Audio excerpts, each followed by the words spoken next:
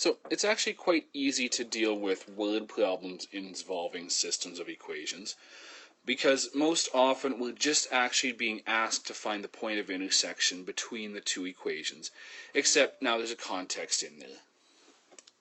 So if a cargo plane dropping a crate of emergency supplies, the crate drops freely at first before the parachute opens, and it slows the crate down, bringing it to the ground.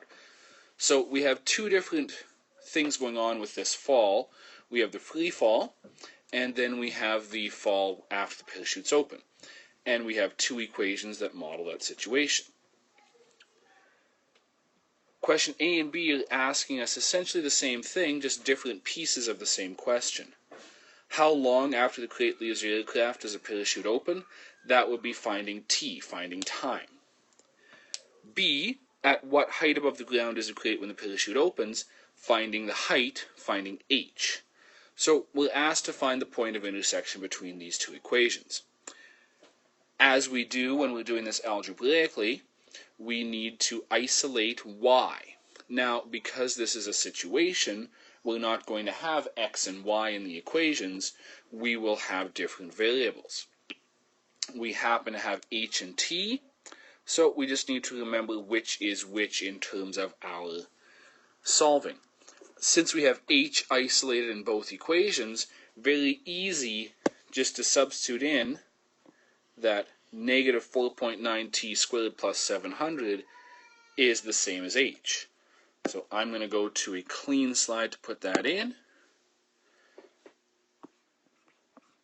We're literally just replacing h with negative 4.9t squared plus 700 in the second equation.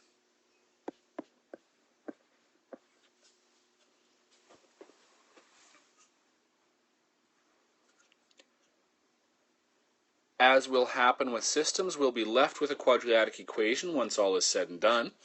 We do need to make this equal 0, so we'll do this in two steps just to make it a little bit easier to look at. If we move these things from the right side over to the left, we'll have to add 5t to both sides.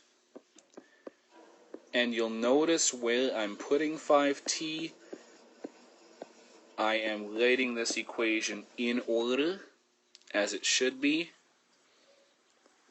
which will make life much easier when we go to do the next steps. We'll also have to subtract 650 from both sides. We do have a like term that I can subtract from, the 700.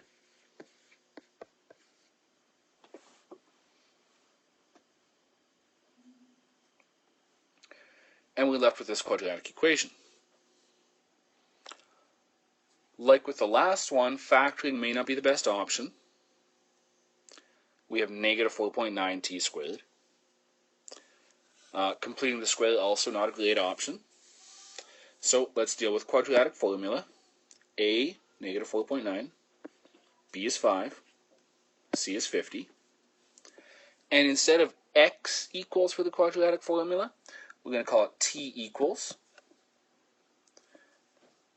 negative b plus or minus the square root b squared minus 4ac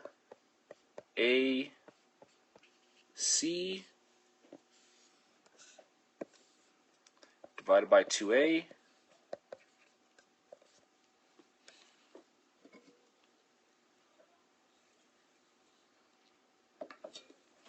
and start working out the math.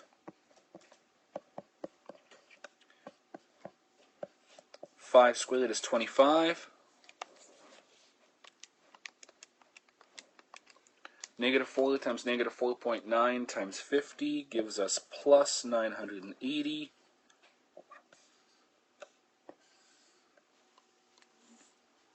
On the bottom we get negative 19.6.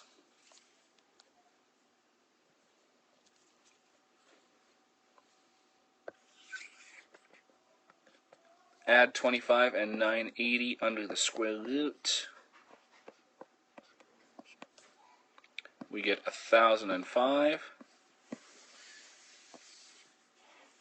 All divide by negative 19.6.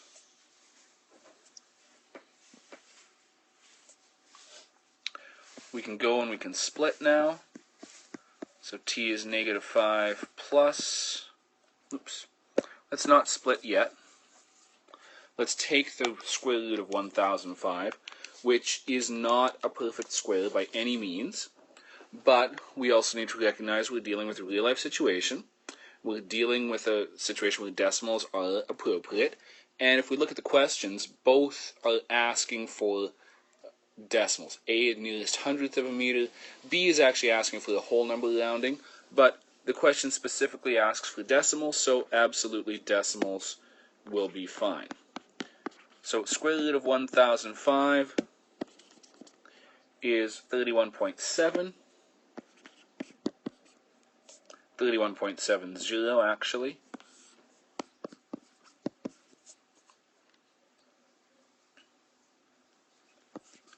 Split so that t is -5 plus 31.70 over -19.6, and t is also -5 minus 31.70 over -19.6.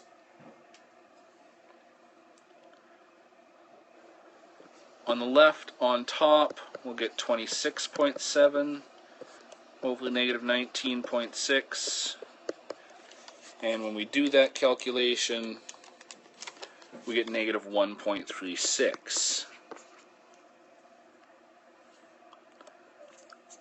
We've found t, we've found time. Time, which is referenced in the question, is measured in seconds. The second equation, on top we get -36.7. Divide that by -19.6. And we get 1.87 seconds.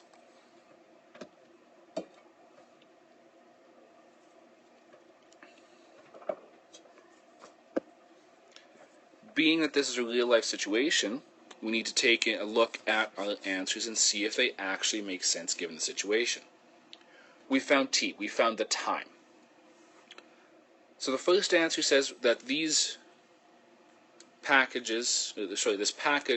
has its parachute open at -1.36 seconds after it's dropped. That makes absolutely no sense because the time would start at 0, and we can't have negative time, since at least at this point in human science, we lack the ability to travel backwards in time. So this one, while the math, strictly the math, says that it's an okay answer, the situation forces us to reject it. Second answer, the parachute would open at 1.87 seconds after launch. That makes sense. So we will keep that one, and we'll use that to answer question B. At what height above the ground is the crate when the parachute opens? So we know that it opens at 1.87 seconds.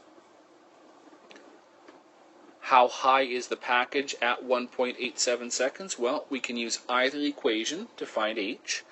I'm going to suggest that the second one is a little bit easier, simply because it doesn't have a squared.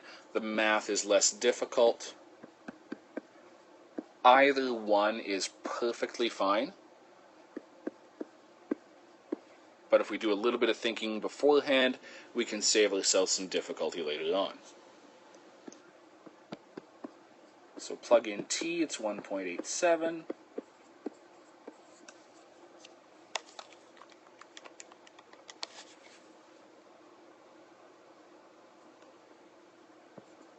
-5 times 1.87 is -9.35.